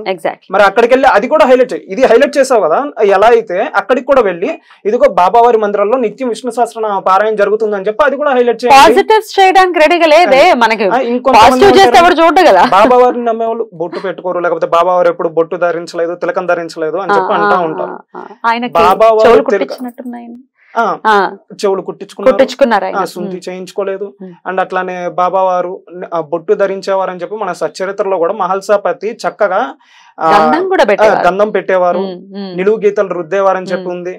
ఈ విధంగా ఉన్నప్పుడు మరి బొట్టు పెట్టుకోలేదని చెప్పి నువ్వు ఎట్లా అంటావు? ఆఖరికి ఇప్పటికి కూడా మనం అక్కడ షిరిడీలోకి వెళ్తే క్యూ లైన్ లో అందరూ బొట్టు పెట్టుకోవాలన్న ఉద్దేశంతో అక్కడ గంధాన్ని అవైలబిలిటీలో ఉంచుతారు. ఖచ్చితంగా బొట్టు పెట్టుకునే స్వామివారి దర్శనం చేసుకోవాలని. మరి ఆయన ఎక్కడ బొట్టు పెట్టుకోలేదు. రమణులు కూడా ఎక్కడ బొట్లు పెట్టుకున్నట్టు ఎక్కడ ఉండదు. ఇన్ఫాక్ట్ ఆయన మేనల్లుడు విభూతి ధరిస్తుంటారు. కానీ ఆయన మేనల్లుడు సంధ్యావందనం చేయటం ఆపేస్తే, ఏమిటి నువ్వు సంధ్యావందనం చేయట్లేదు అంటే, రమణులే చేయట్లేదు నాకెందుకు, నేను చెయ్యను అని ఇచ్చేస్తే అన్నిటి గురించి అసలు ఆయనే పరబ్రహ్మం అయినప్పుడు ఆయనకి వర్తించవు కదా. ఆయన సాక్షిగా నిలబడినప్పుడు, ఈ శరీరానికి సాక్షిగా నిలబడినప్పుడు ఆయన సంధ్యావందనం చేయాల్సిన అవసరం లేదు. సో ఆయన సంధ్యావందనం చేయలేదు కాబట్టి బ్రాహ్మణుడు కాదు అని మనం తీర్మానాలు చేయాల్సిన, అది మన అవివేకం అవుతుంది. మన స్థాయిని వారి స్థాయితో పోల్చుకోవాలన్న అర్హత లేదు మనకి. ఆలోచన కూడా తప్పే. అంత అర్హత ఉందో లేదో కొంత ఆత్మవిమర్శనం చేసుకోవాలి మనం కదా. ఆయన ఆలోచనలు ఉంటే అసలు ఈ విధంగా మాటలు ఎందుకు మాట్లాడతారండి బాబు?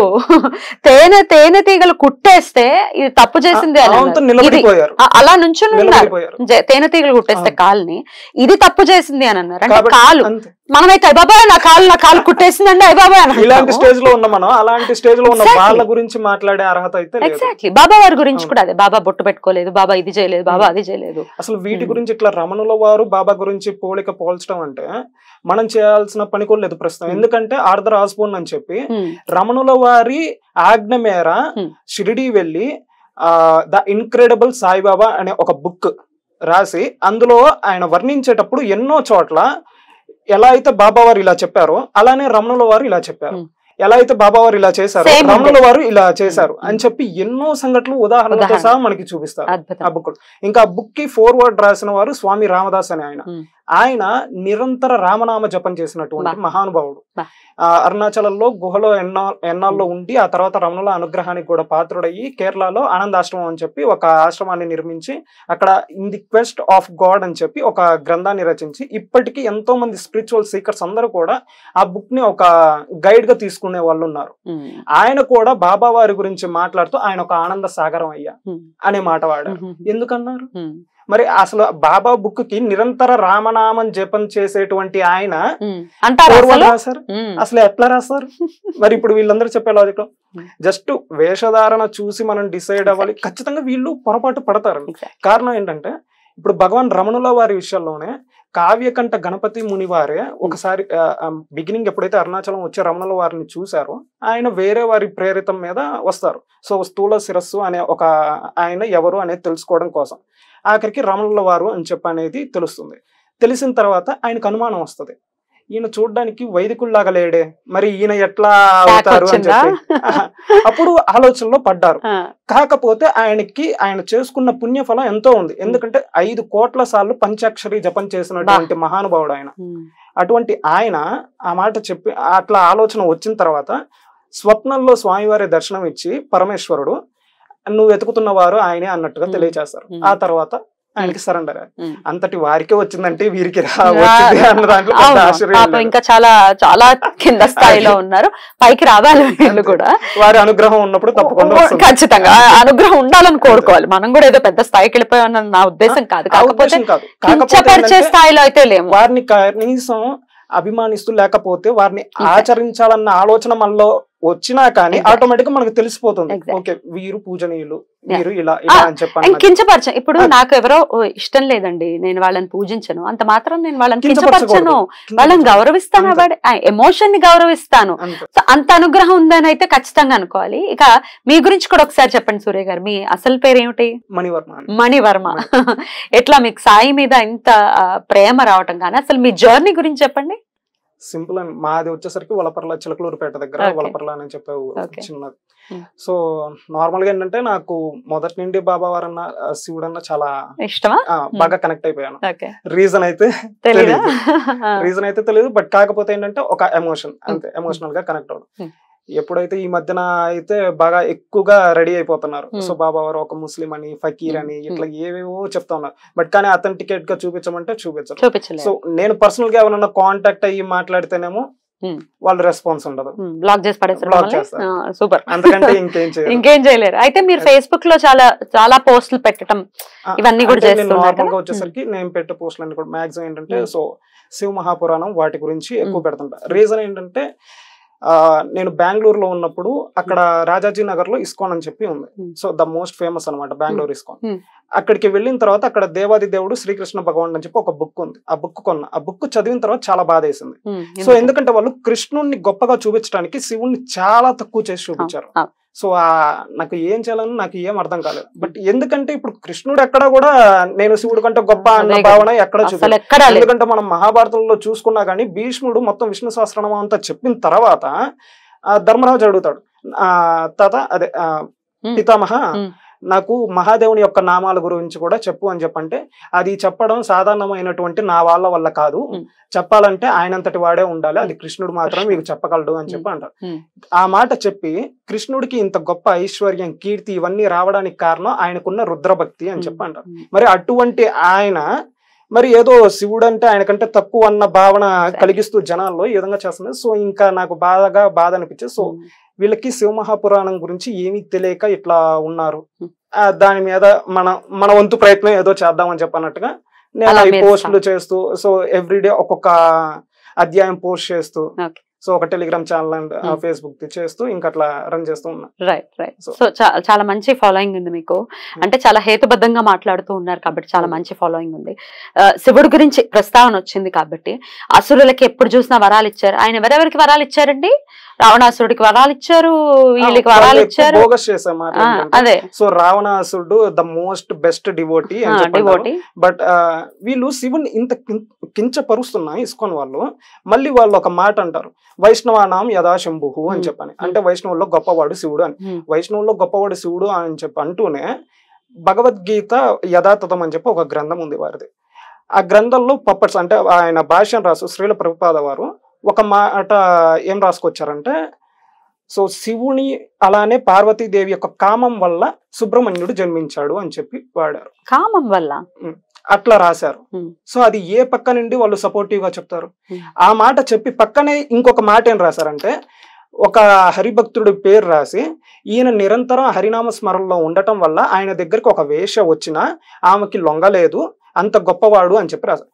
ఇప్పుడు మీరు చెప్పిన ఫస్ట్ లాజిక్ ఏంటి, అందరికంటే గొప్ప వైష్ణవుడు శివుడు అన్నావు, మరి ఇప్పుడు శివుడు కంటే గొప్పవాడు ఈయన అంటున్నావు, మరి అసలు ఏ పక్క నుండి కరెక్ట్ అవుతుంది? ఏది అసలు ఏం మాట్లాడుతున్నావు?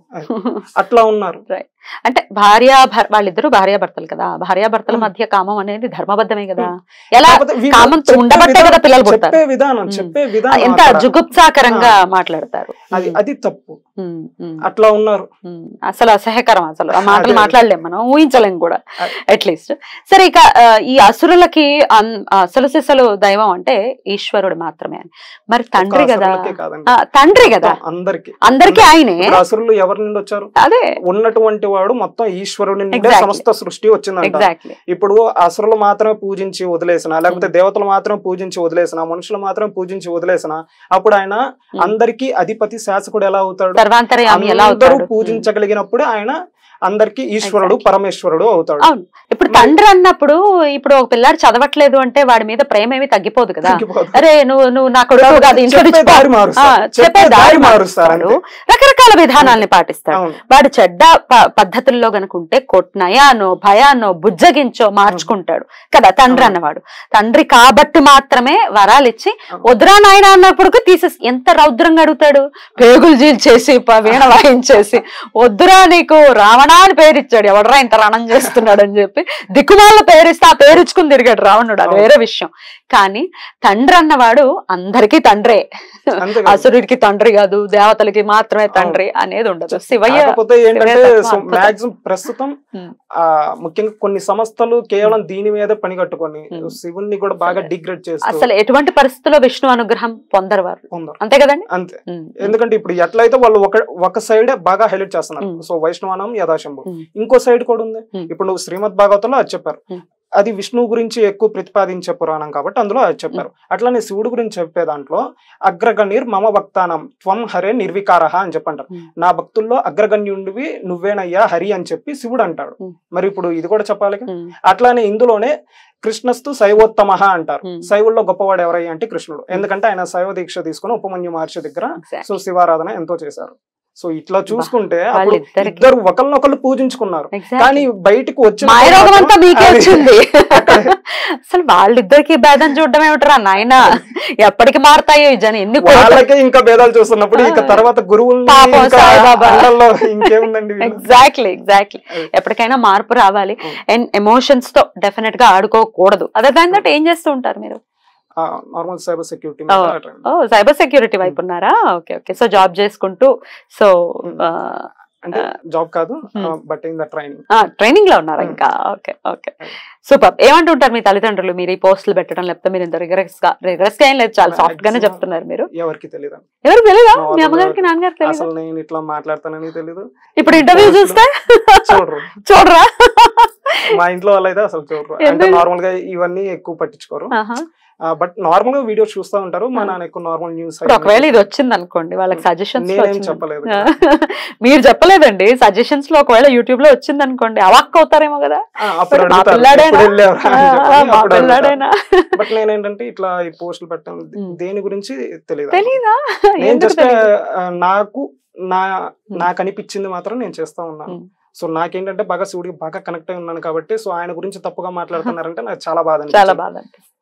వీటి గురించి కూడా రాధా మనోహర్ దాస్ గారిని ఎన్నోసార్లు ప్రశ్నించారు. సార్ మరి మీ ఇస్కాన్ బుక్స్ లో ఈ విధంగా తప్పుగా ఉంది, మరి దీనికి మీరేం చెప్తారంటే ఆయన దానికి సమాధానం చెప్పకుండా అదిగో ఆ క్రిస్టియన్ పాస్టర్ ఇట్లా మాట్లాడాడు, ముందు వాడి చేత సమాధానం చెప్పించుకో అని చెప్పాను. ఇస్కాన్ అండి, అవుట్ ఆఫ్ ఇస్కాన్. ఆయన ఇస్కాన్ నుంచి బయటకు వచ్చేసానని చాలా సార్లు చెప్పారు. ఆ మాట అంటూనే మళ్ళీ ఇస్కాన్ బుక్స్ చదవమని చెప్పి ఎక్కువ ప్రాపగేట్ చేస్తున్నారు. రీసెంట్ గా కూడా అదే చెప్పాను కదా, ఆత్మ సాక్షాత్కార శాస్త్రం అని చెప్పి సంథింగ్ ఒకటి శ్రీల ప్రభుపాదులు వారు రాసిన బుక్ చూపించి ఇది బాగా చదవండి అని చెప్పి సో ఇట్లా చాలా చోట్ల బుక్ స్టాల్స్ ఇట్లా పెట్టి అట్లా ఉన్న చోట ప్రాపగేట్ చేయడం అట్లా చేస్తా ఉన్నారు. యూనిటీ డెఫినెట్ గా లోపిస్తుంది. ఎప్పుడు ఉంది మనకి ఎక్కడ ఉంది యూనిటీ? మనకి ఎక్కడా లేదు యూనిటీ అనేది.